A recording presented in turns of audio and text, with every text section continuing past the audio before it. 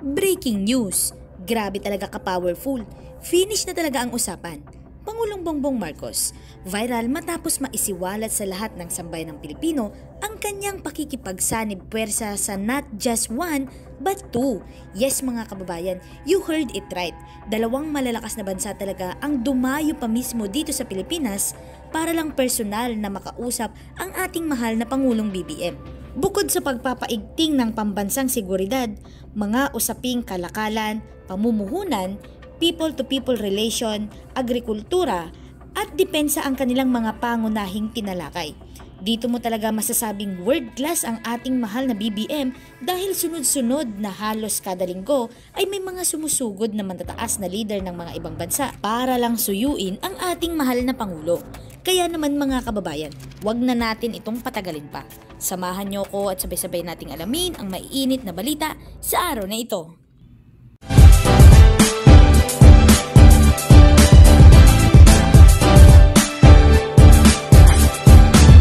Breaking news! Tinanggap ni Pangulong Ferdinand R. Marcos Jr. si Admiral Samuel Paparo, Commander of US Indo-Pacific Command sa isang courtesy call sa study room sa Palasyo, Malacanang noong August 27, 2024. Sa pagpupulong, ipinaabot ni Pangulong Marcos ang kanyang pasasalamat sa command ng US Indo-Pacific Command sa pagbisita dito sa bansa, na binibigyang diin nito ang kahalagahan ng muling pagpapatibay ng dati ng matatag na ugnayan sa pagitan ng Pilipinas at United States of America.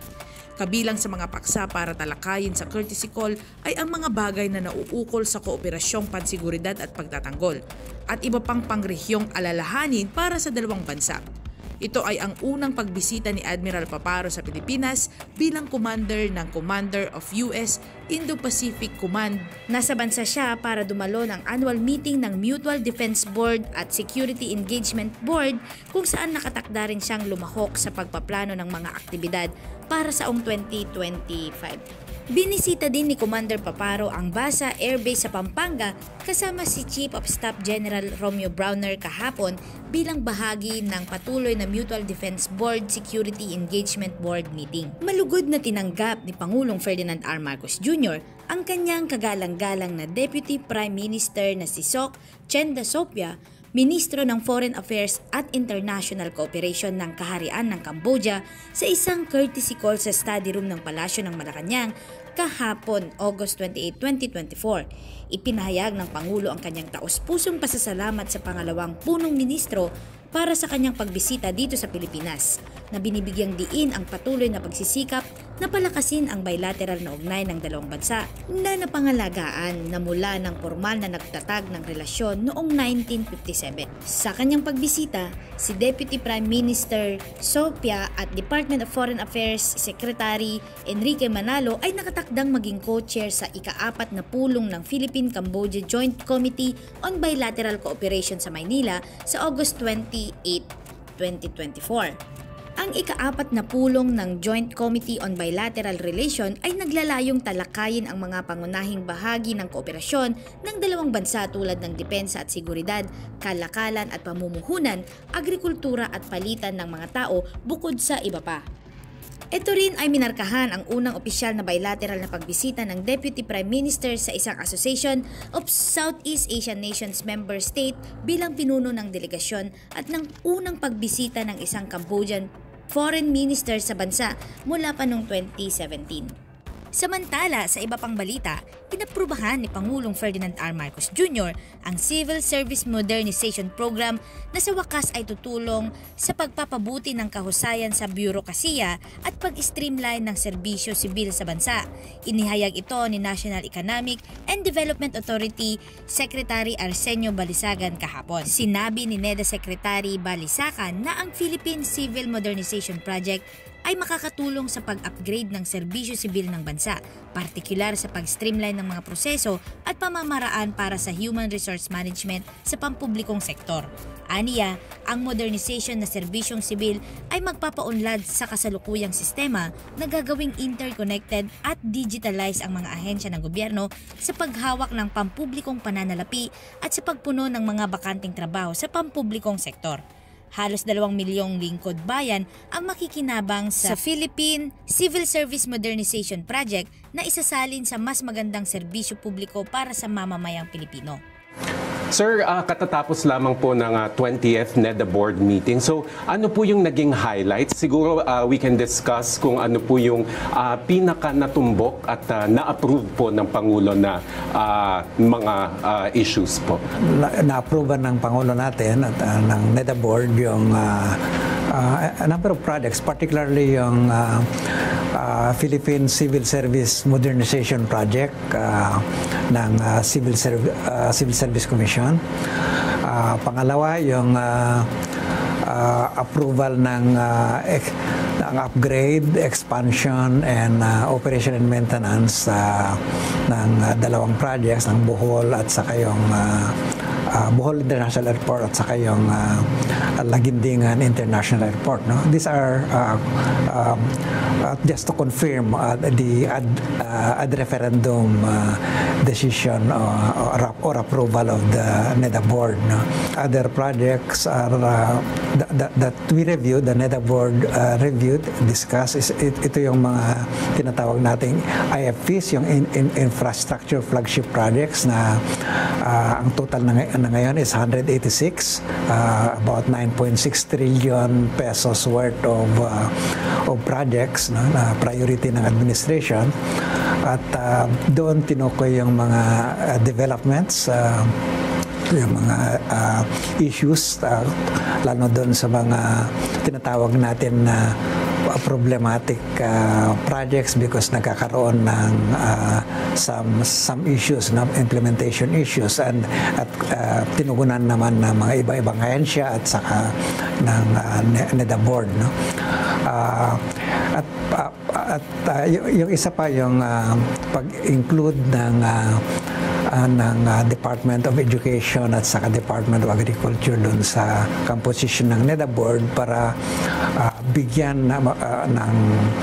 mabigyan ng mas malawak pang pansin ang problema natin sa agrikultura, lalo na yung objective natin na food security, at saka doon naman sa education because education, particularly yung our attempt to recover learning losses, saka enhance our capacity to compete as a nation in the global marketplace. Kailangan very competitive yung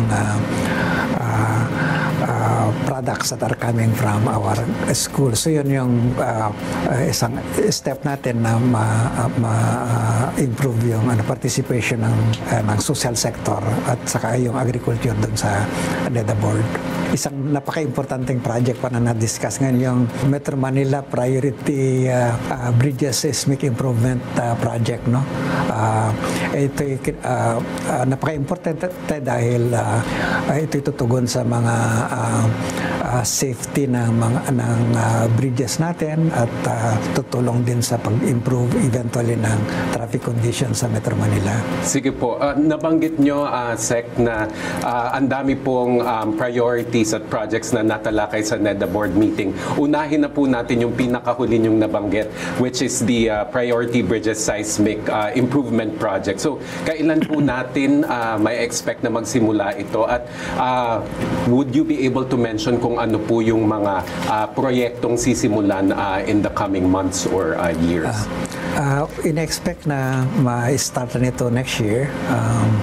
At ang dalawang bridges yun, yung Guadalupe Bridge at saka yung Lambingan Bridge over Pasig River. No?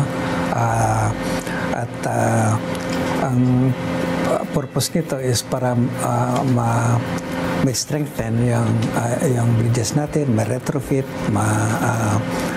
ma-reconstruct sa mga ibang parts ng bridges para maging more safe ito sa ating mga citizens using those bridges, because they were built those bridges were built many years, decades ago, particularly yung sa 1960. Guadalupe Bridge, no? At ang hindi na natin mangyari kung may the standards for earthquakes at that time were, according to Secretary Bunuan, mga intensity 6 lang yun, no? Pero yung standard natin ngayon is intensity 8, no? So kailangan mabit yung standard na yan sa mga bridges natin to ensure that we are all safe whenever, those hopefully it will not happen, but if something happen like that, big shocks, at least we know that our infrastructure are resilient. Obviously, Sec, kapag pinag-uusapan po yung retrofitting, yung pag-repair ng mga tulay natin, ang immediate issue na nare-resolve is yung safety. Pero in the long run, ano po yung magiging impact ng mga ganitong retrofitting at saka rehabilitation projects sa ekonomiya natin? Of course, kapag nasira yung bridge, that will not only inconvenience people, but it will reduce productivity kasi yung length of travel, yung about ways of moving from one place to another, malaki yung impact sa productivity ng population natin, especially sa those living in